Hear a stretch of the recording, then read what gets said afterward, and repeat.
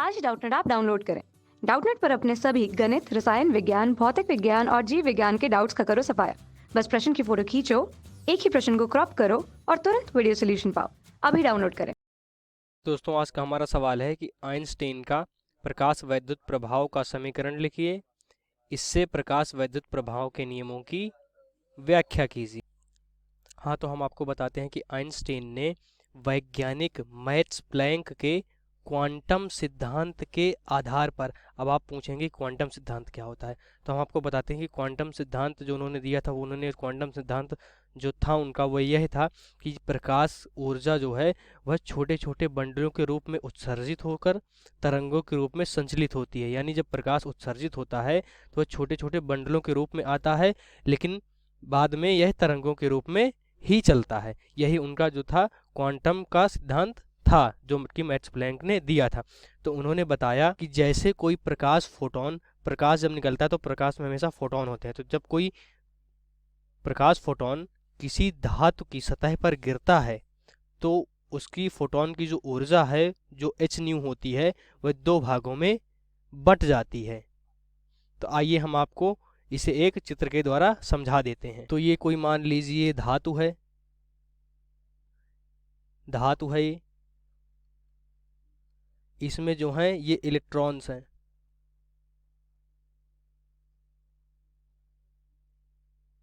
इसमें मान लेते हैं कोई प्रकाश गिरता है, ये हमारा क्या है, प्रकाश है।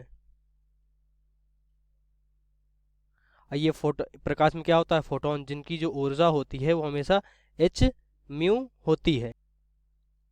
तो हमने आपको बताया कि जब कोई प्रकाश धातु की सतह पर गिरता है तो फोटोन की ऊर्जा जो एच न्यू है दो भागों में बट जाती है। पहला भाग क्या है, पहला भाग ये है कि प्रकाश इलेक्ट्रॉन को धातु की सतह तक लाता है। जो इलेक्ट्रॉन्स हैं इनको सतह तक लाता है, यहाँ तक लाता है, सतह तक लाता है। इसी को हम कार्यफलन या कार्य W कहते हैं। इसका दूसरा भाग क्या है कि ये जो इलेक्ट्रॉन सतह तक आ जाते हैं, इन इलेक्ट्रॉन्स को यह गतिज ऊर्जा प्रदान करता है जिससे और तेजी से आगे बढ़ सकें, गतिज ऊर्जा प्रदान करता है।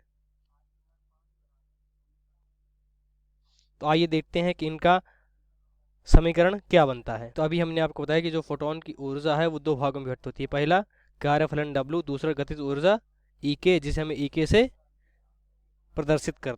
तो यहाँ पे हमारा आ जाएगा EK बराबर एच म्यू माइनस का W। अब हम जानते हैं कि W बराबर जो होता है वो होता है एच म्यू नॉट। तो आइए इसकी वैल्यू अब हम रख देते हैं। तो यहाँ पे आ जाएगा EK बराबर एच म्यू माइनस का एच म्यू नॉट।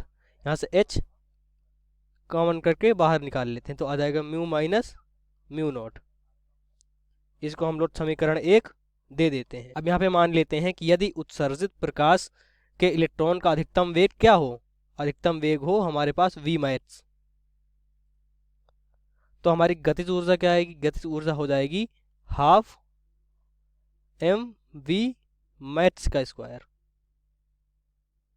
वैसे गतिज ऊर्जा का जो सूत्र होता है वो होता है E के बराबर हाफ यानी 1/2 mv स्क्वायर। तो हमने क्या लिया है कि अधिकतम वेग ले लिया है वेग की जगह, तो v मैक्स हो गया, इसलिए यहाँ पे आ गया है E के बराबर 1/2 mv स्क्वायर मैक्स।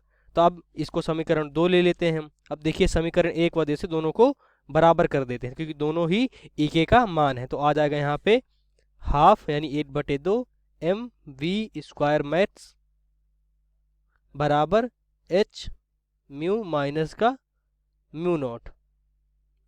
यही है मेरा आइंस्टीन का समीकरण है। तो आइए अब हम आइंस्टीन के प्रकाश वैद्युत प्रभाव के नियमों को समझाते हैं। मान लेते हैं कि ये कोई धातु है, धातु में ये कुछ इलेक्ट्रॉन्स हैं, ये हमारी धातु है, इसमें ये प्रकाश गिर रहा है।